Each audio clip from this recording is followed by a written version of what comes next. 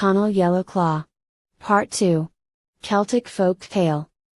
There was in the neighborhood of the wood a priest, and he had 10 men with him delving, and he said, "There is a shout of a man in extremity and I must not be without replying to it." And the wisest of the men said, "Let it alone till we hear it again." The cats began again digging wildly, and they broke the next root, and I myself gave the next shout, and in very deed it was not a weak one. "Certainly," said the priest, "it is a man in extremity, let us move." They set themselves in order for moving, and the cats arose on the tree, and they broke the third root, and the tree fell on her elbow. Then I gave the third shout, the stalwart men hastened, and when they saw how the cats served the tree, they began at them with the spades, and they themselves and the cats began at each other, till the cats ran away, and surely, O king, I did not move till I saw the last one of them off, and then I came home, and there's the hardest case in which I ever was, and it seems to me that tearing by the cats were harder than hanging tomorrow by the king of Lachlan.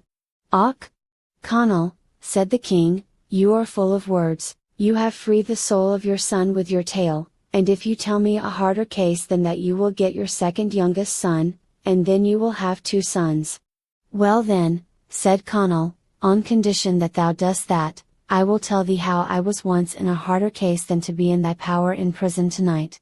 "Let's hear," said the king. "I was then," said Conal, "quite a young lad, and I went out hunting, and my father's land was beside the sea, and it was rough with rocks, caves, and rifts. When I was going on the top of the shore, I saw as if there were a smoke coming up between 2 rocks, and I began to look what might be the meaning of the smoke coming up there. When I was looking, what should I do but fall, and the place was so full of heather, that neither bone nor skin was broken. I knew not how I should get out of this. I was not looking before me, but I kept looking overhead the way I came and thinking that the day would never come that I could get up there. It was terrible for me to be there till I should die. I heard a great clattering coming, and what was there but a great giant and 24 of goats with him, and a buck at their head, and when the giant had tied the goats, he came up and he said to me, 'How, oh, Conal, it's long since my knife has been resting in my pouch waiting for thy tender flesh.' 'Och,' said I, 'it's not much you will be bettered by me, though you should tear me asunder, I will make but one meal for you, but I see that you are one-eyed. I am a good leech, and I will give you the sight of the other eye.' The giant went and he drew the great cauldron on the side of the fire. I myself was telling him how he should heat the water, so that I should give its sight to the other eye. I got heather and I made a rubber of it, and I set him upright in the cauldron. I began at the eye that was well, pretending to him that I would give its sight to the other one, till I left them as bad as each other, and surely it was easier to spoil the one that was well than to give sight to the other. When he saw that he could not see a glimpse, and when I myself said to him that I would get out in spite of him, he gave a spring out of the water, and he stood in the mouth of the cave, and he said that he would have revenge for the sight of his eye. I had but to stay there crouched the length of the night, holding in my breath in such a way that he might not find out where I was. When he felt the birds calling in the morning, and knew that the day was, he said, 'Art thou sleeping? Awake and let out my lot of goats.' I killed the buck," he cried, "I do believe that thou art killing my buck." "I am not," said I, "but the ropes are so tight that I take long to loose them." I let out one of the goats, and there he was caressing her, and he said to her, "There thou art, thou shaggy, hairy white goat, and thou seest me, but I see thee not." I kept letting them out by the way of one and one, as I flayed the buck, and before the last one was out I had him flayed bag-wise. Then I went and I put my legs in place of his legs, and my hands in place of his forelegs, and my head in place of his head, and the horns on top of my head, so that the brute might think that it was the buck. I went out.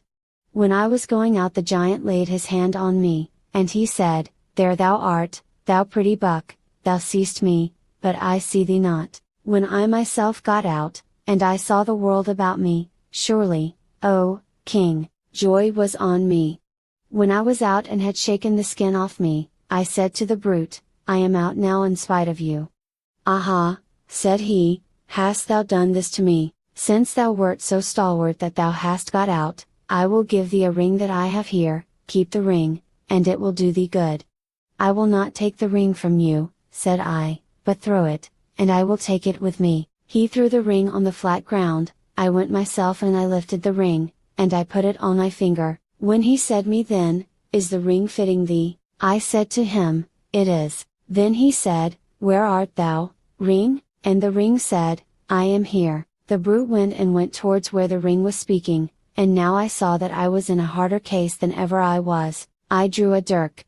I cut the finger from off me, and I threw it from me as far as I could out on the lock, and there was a great depth in the place. He shouted, "Where art thou, ring?" And the ring said, "I am here," though it was on the bed of ocean. He gave a spring after the ring, and out he went in the sea, and I was as pleased then when I saw him drowning, as though you should grant my own life and the life of my 2 sons with me, and not lay any more trouble on me. When the giant was drowned I went in, and I took with me all he had of gold and silver, and I went home, and surely great joy was on my people when I arrived, and as a sign now look, the finger is off me. "Yes, indeed, Conal, you are wordy and wise," said the king. "I see the finger is off you. You have freed your 2 sons, but tell me a case in which you ever were that is harder than to be looking on your son being hanged tomorrow, and you shall get the soul of your eldest son."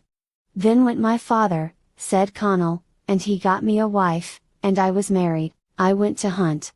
I was going beside the sea, and I saw an island over in the midst of the loch, and I came there where a boat was with a rope before her, and a rope behind her, and many precious things within her. I looked myself on the boat to see how I might get part of them. I put in the 1 foot, and the other foot was on the ground, and when I raised my head what was it but the boat over in the middle of the loch, and she never stopped till she reached the island. When I went out of the boat returned where she was before. I did not know now what I should do. The place was without meat or clothing, without the appearance of a house on it. I came out on the top of a hill, then I came to a glen. I saw in it, at the bottom of a hollow, a woman with a child, and the child was naked on her knee, and she had a knife in her hand. She tried to put the knife to the throat of the babe, and the babe began to laugh in her face, and she began to cry, and she threw the knife behind her. I thought to myself that I was near my foe and far from my friends, and I called to the woman, "What are you doing here?" And she said to me, "What brought you here?" I told her myself word upon word how I came. "Well then," said she, "it was so I came also." She showed me to the place where I should come and where she was. I went in, and I said to her, "What was the matter that you were putting the knife on the neck of the child?" "It is that he must be cooked for the giant who is here, or else no more of my world will be before me." Just then we could be hearing the footsteps of the giant. "What shall I do? What shall I do?" cried the woman. I went to the cauldron, and by luck it was not hot, so in it I got just as the brute came in. "Hast thou boiled that youngster for me?" he cried. "He's not done yet," said she, and I cried out from the cauldron, "Mammy, Mammy, it's boiling I am." Then the giant laughed out high, "Ha, ho garage," and heaped on wood under the cauldron.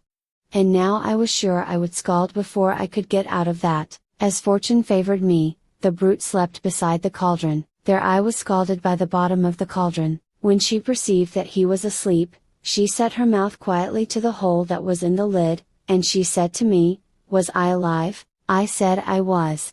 I put up my head, and the hole in the lid was so large, that my head went through easily. Everything was coming easily with me till I began to bring up my hips. I left the skin of my hips behind me, but I came out. When I got out of the cauldron I knew not what to do, and she said to me that there was no weapon that would kill him but his own weapon. I began to draw his spear, and every breath that he drew I thought I would be down his throat, and when his breath came out I was back again just as far, but with every ill that befell me I got the spear loosed from him. Then I was as one under a bundle of straw in a great wind, for I could not manage the spear, and it was fearful to look on the brute, who had but one eye in the midst of his face, and it was not agreeable for the like of me to attack him. I drew the dart as best I could, and I set it in his eye. When he felt this he gave his head a lift, and he struck the other end of the dart on the top of the cave, and it went through to the back of his head, and he fell cold dead where he was, and you may be sure, O king,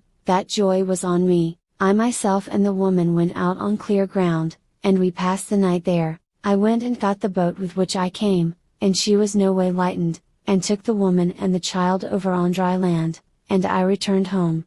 The king of Lachlan's mother was putting on a fire at this time, and listening to Conal telling the tale about the child. "Is it you," said she, "that were there?" "Well then," said he, "'twas I." "Och!